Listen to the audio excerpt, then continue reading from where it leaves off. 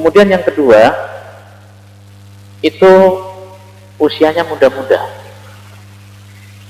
Jadi ciri kelompok Khawarij ini itu usianya muda-muda dan dia tetap ada meskipun di akhir zaman.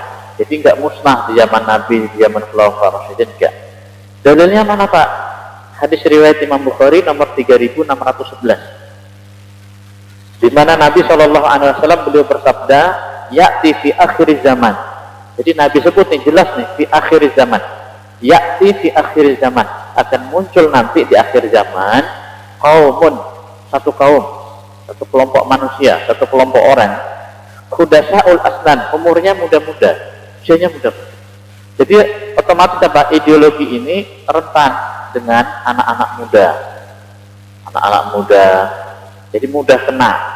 Sebab anak-anak muda di zaman sekarang dia maunya instan. Belajar ngaji duduk di majelis taklim, oh nggak usah kayak gitu Pak. Sekarang ada internet, cukup duduk di kursi, klik, dengar mau nonton apa aja muncul. Oh ini kecanggihan zaman. Sementara yang dilakukan salafus soleh, kalau kita mau ngaji talaki itu face to face. Talaki, ini kitabnya, ini referensi ilmiahnya, talaki. Nah, kalau kita hadir di majelis ilmu, itu dalam hadis Nabi mengatakan man kharaja ilal masjid, barang siapa yang keluar pergi ke masjid tujuannya untuk belajar kebaikan atau mengajar kebaikan, itu Allah kasih pahala orang itu seperti melaksanakan ibadah haji yang sempurna ibadah hajinya. Jadi kita datang dari rumah belajar ngaji, belajar kebaikan, itu Allah kasih pahala seperti melaksanakan ibadah haji yang sempurna hajinya. Bahkan man kharaja fi talabil ilmi fa huwa fisabilillah, kita keluar nih dalam rangka menuntut ilmu itu fisabilillah. Kalau mati ya mati syahid, fisabilillah. Nah, jadi ini usianya muda-muda. Sebab orang-orang muda dia maunya instan, cukup belajar di internet saja. Nah, cukup dengar-dengar ceramah di YouTube saja gitu. Jadi hudasaul asnam, usianya muda-muda. Usia muda ini bisa satu memang hakiki, memang usianya muda-muda, 40 ke bawah. Kemudian usia muda di sini juga bisa bermakna orangnya orang-orang baru tobat, baru hijrah, baru tobat, ya kan, baru kenal-kenal mau belajar agama gitu. Nah, cuma apa yang didapat gak difilter, gak disaring. Nah, jadi baru-baru belajar agama, baru-baru tobat ya, tapi dia sudah memiliki ideologi Khawarij. Kenapa? Kuatnya langsung menyalahkan. Baru tobat, lalu belajar agama, itu nggak tanggung-tanggung. Orang yang sudah bertahun-tahun belajar ilmu di pesantren, para alim ulama, para asatid, para kiai, langsung disalahkan. Oh ini Pak Kiai ahlul bid'ah. Nah ini ideologinya. Dan ini Nabi sebut dalam kitab Sahih Bukhari 3611. Jadi ciri yang kedua usianya muda-muda. Kemudian ciri yang ketiga, kelanjutan dari hadis ini, sufahaul ahlam, akalnya pendek. Artinya dia ketika menerima sesuatu nggak pakai disaring, langsung ditelan bulat-bulat. Jadi dia mudah kena doktrin karena cara berpikirnya pendek. Misalnya saya menyampaikan sesuatu dalam hadis yang sahih begini, nah itu Bapak Ibu langsung percaya. Kok tahu tadi hadis yang sahih yang menyampaikan Ustadz Fulan, sementara saya yang menyampaikan tidak pernah menspil. Oh ini loh kitabnya yang berisi rujukan apa yang saya sampaikan tadi. Apalagi kalau misalnya para jamaah membawa kitab yang sama, tentu lebih paten lagi, sehingga bisa melihat langsung, bisa tahu langsung, dan nanti bisa disampaikan kepada orang lain secara ilmiah. Makanya orang awam Bapak Ibu agak sulit identifikasi sifat-sifat Khawarij ini secara ilmiah. Secara ilmiah sulit, tapi secara naluri mudah. Pokoknya saya suka nyala-nyalain, ini ada ideologi Khawarij. Kecuali sesuatu yang memang sudah salah dalam bab ilmu, misalnya sholat sehari semalam 5 kali, dia nggak sholat sama sekali, nah, ini jelas salah. Sebab menyalahi. Nah, jadi sufahaul ahlam, akalnya pendek. Kemudian ciri yang keempat, Kata Nabi, yaquluna min khairi qaulil bariyah. Dia berbicara dengan sebaik-baik ucapan. Sebaik-baik ucapan itu kalau enggak qalallah qala Rasulullah. Jadi sikit-sikit ayat, sikit-sikit hadis. Bukan ayat dan hadisnya yang salah, tapi enggak sesuai dengan kapasitasnya. Kita orang awam, nah, tapi ketika melihat amaliyah orang lain, langsung kita mau, langsung kita judge, Pak, dalilnya mana Pak? Kita sendiri yang ngomong nggak tahu dalil itu apa, tapi kita langsung menggunakan itu kepada orang lain. Dan begitu orang itu ngasih dalilnya, kita bacanya nggak bisa, karena tulisannya bahasa Arab, gitu. Nggak ada harokatnya, gitu. Tapi kita menghujah orang, dalilnya mana Pak? Dikasih dalilnya nggak bisa baca. Nah, jadi dia berbicara dengan sebaik-baik ucapan. Kemudian yang kelima, ciri khawarij itu adalah mereka ahli ibadah. Jadi khawarij itu ahli ibadah. Yang membunuh Ali bin Abi Thalib, hafiz Al-Quran, sholatnya di shaf pertama. Bahkan ini juga disebut Nabi dalam hadis, Bapak Ibu. Jadi ini bukan kata kiai, bukan kata syekh, ini kata Nabi, sabda Nabi.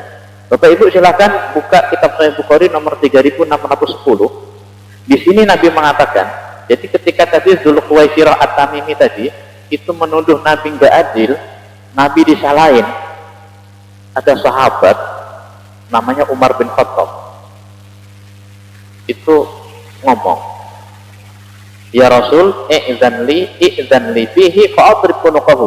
Izin ya Rasul, ini orang saya potong aja lehernya, ini orang kurang ajar ini.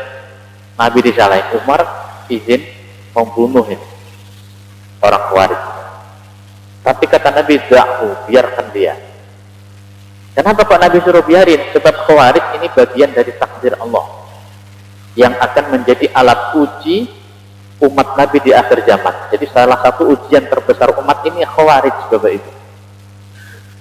Khawarij, dia kelompok di dalam Islam itu sendiri. Nah, da'u, biarkan dia. Sebab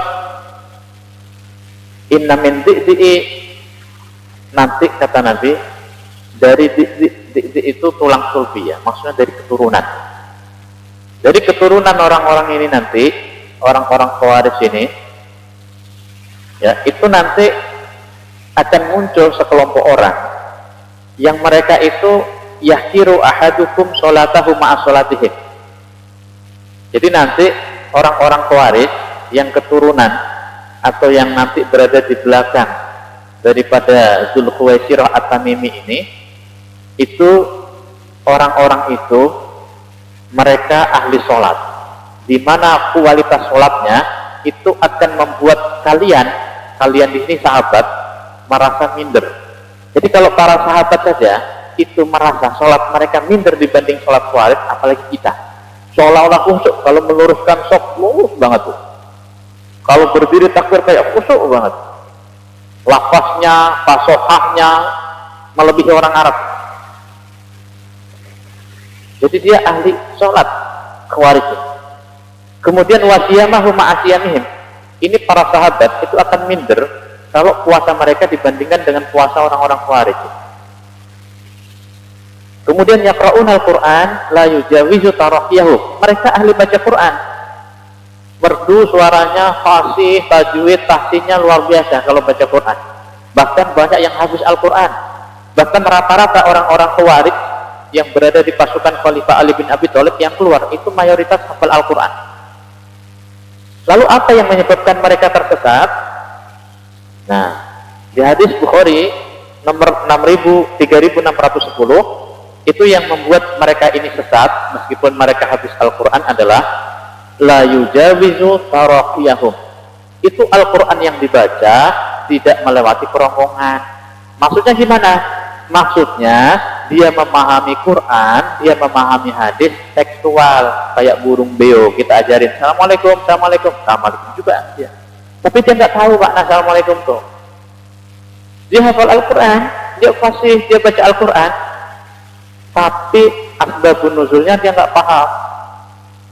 Ayat itu fungsinya untuk apa, turunnya sebabnya apa, digunakan untuk apa, makna yang terkandung di dalamnya apa, dia nggak paham. Sebab apa? Sebab dia menolak takwil.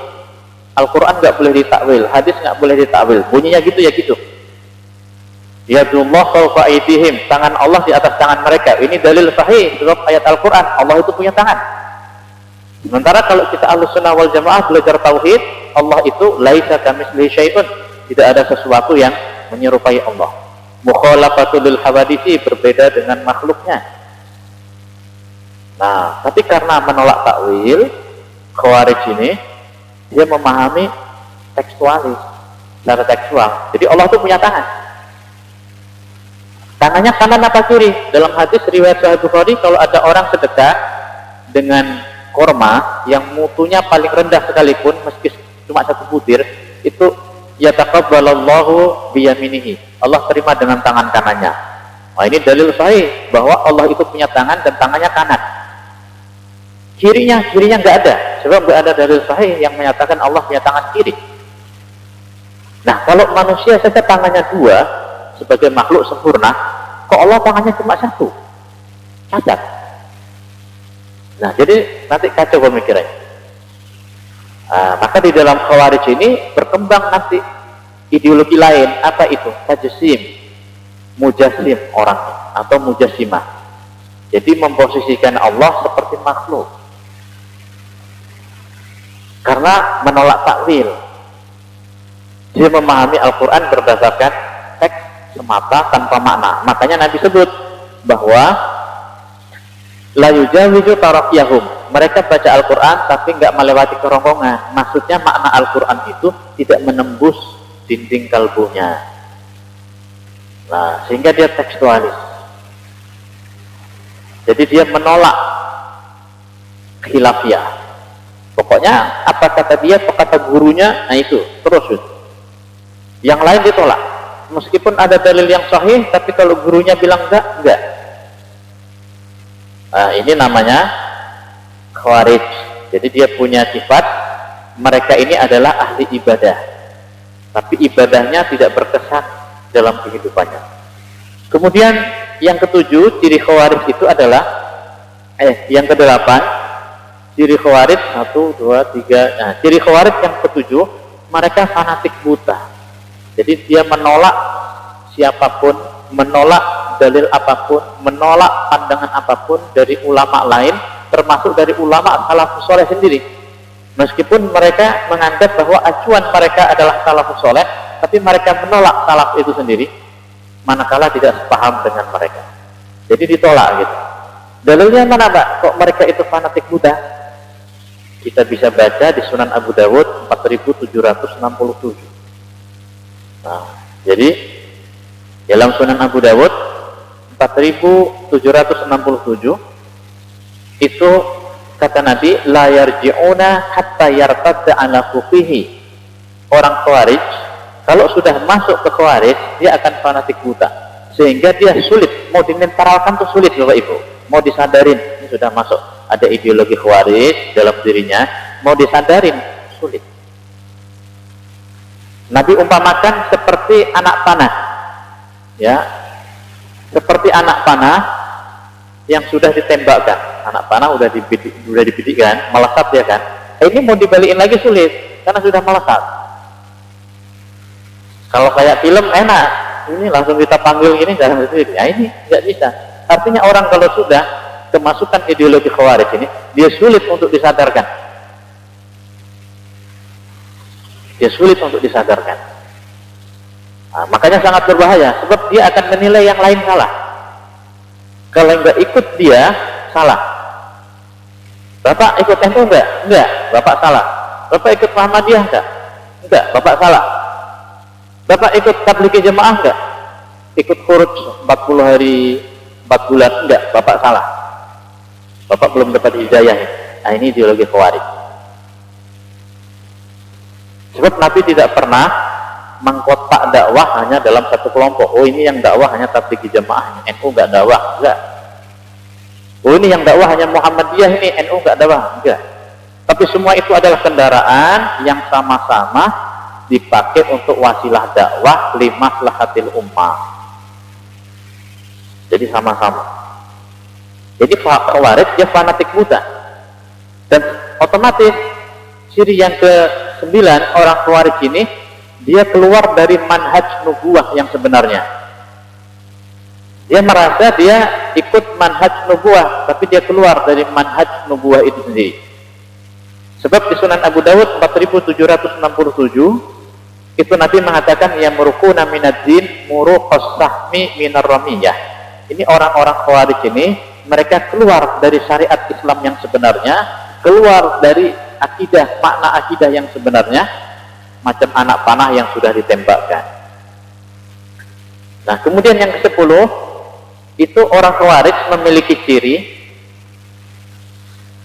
jargonnya suka mengajak kembali kepada Al-Quran. Bisa dibaca di Sunan Abu Dawud 4767, di mana di sini Nabi mengatakan yad'una ila kitabillah wa laysu minhu fi syai'.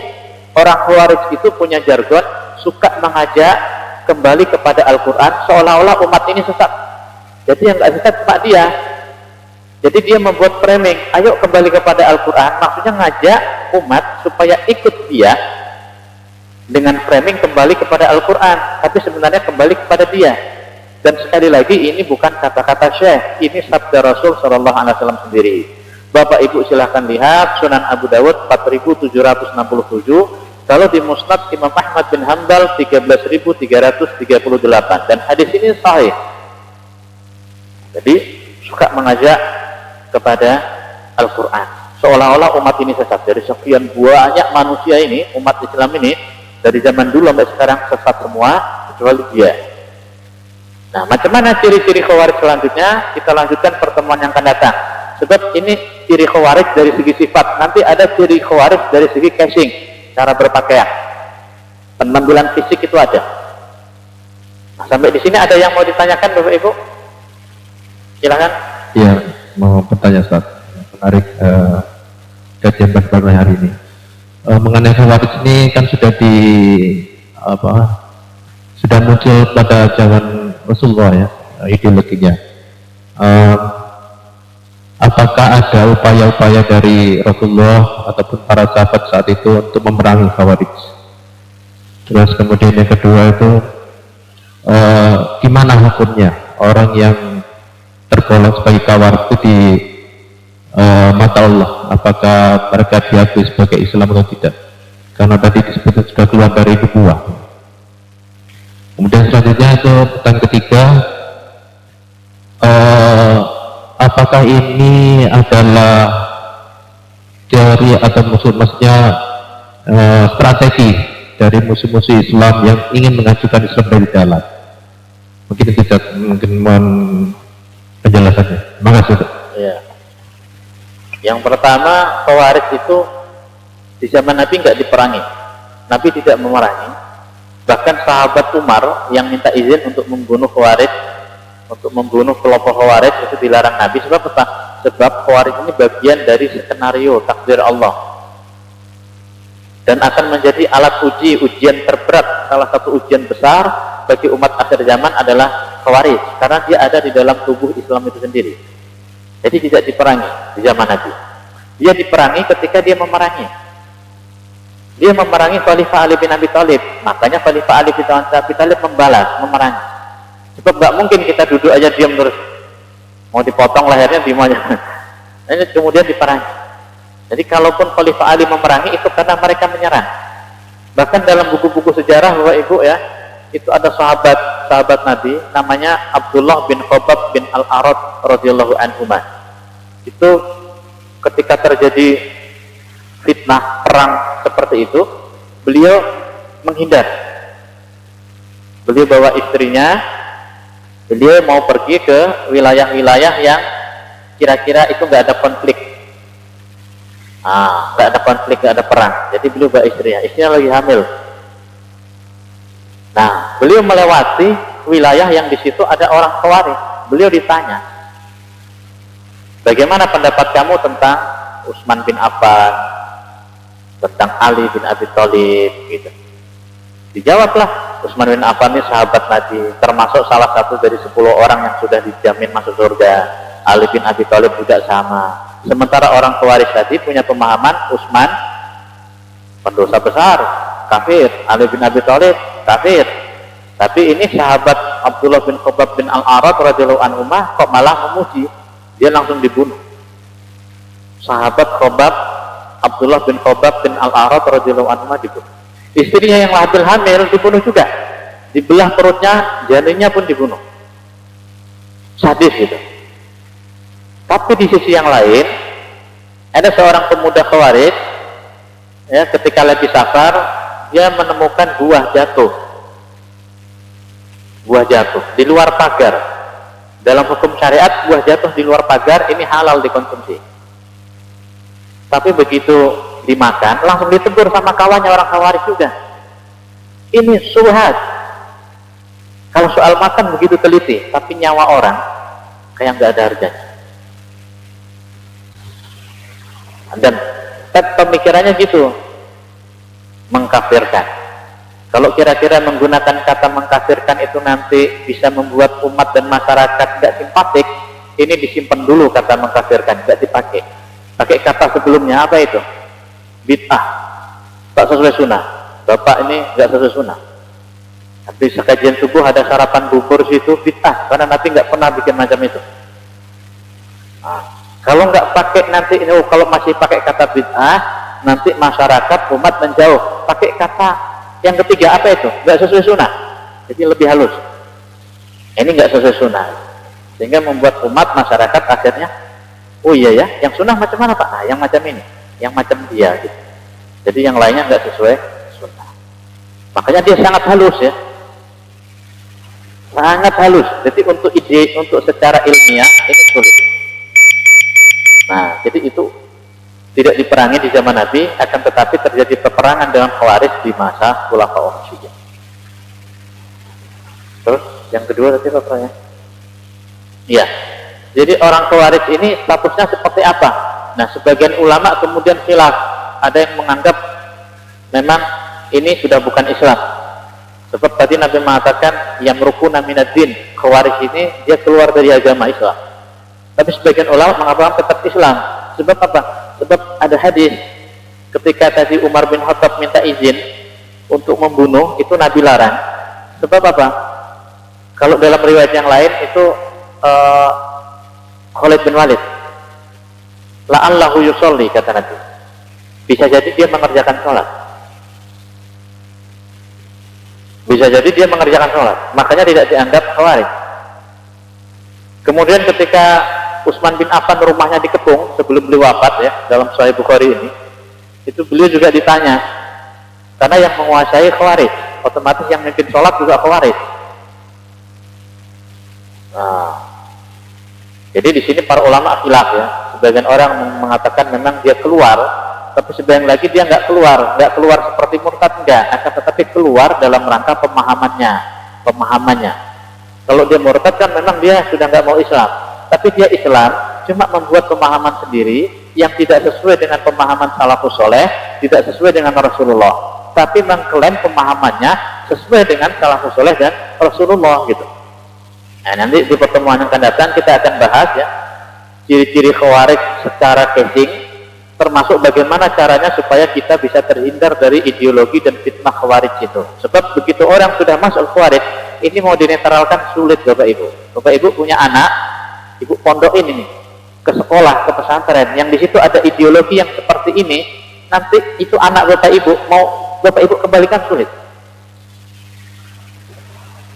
Karena memang sudah sabda Rasul sallallahu alaihi wasallam. Wallahu a'lam bishawab. A'udzu billahi minasyaitonir rajim. Bismillahirrahmanirrahim. Alhamdulillahirabbil alamin. Wassalatu wassalamu ala sayyidina wa maulana Muhammadin wa ala alihi wa sahbihi wa barik wa sallim ajma'in. Allahumma ighfir lana dhunubana wa liwalidina wa limasyayikhina wa liman ahsana ilaina wa li ashabil huquqil wajibati alaina wa li jami'il muslimin wal muslimat wal mu'minin wal mu'minat al ahya'i minhum wal amwat. Allahumma ighfir lahum warhamhum wa'afihim wa'fu anhum wa akrim nuzulahum wa wasi' madkhalahum wa nakihim minal khataya kama yunqqa thawbul abyad minad danas. Allahumma arfa'anhum adzabal kubur warfa'anhum adzabal mahsyar wasyurhum yaumal qiyamati fi zumratin nabiyyin was siddiqin wa syuhada'i was sholihin bi fadlika ya arhamar rahimin. Allahumma tawil umurana wa sahih ajsadana wa ahsin a'malana waj'alna min husnil khatimah wa la taj'alna min su'il khatimah. Allahumma ja'alna wa auladana wa dhurriyyatana min ibadikas salihin, min ibadikal muttaqin, min ahlil Qur'anil Karim, min ulama'il amilin ar-rasikhina fi ulumihim bi rahmatika ya arhamar rahimin. Rabbana atina fid dunya hasanah wa fil akhirati hasanah wa qina adzabannar. Wa sallallahu ala sayyidina Muhammad wa ala alihi wa sahbihi wa barik wa sallim ajma'in. Subhana rabbika rabbil izzati amma yasifun wa salamun alal mursalin walhamdulillahi rabbil alamin. Assalamu alaikum warahmatullahi wabarakatuh.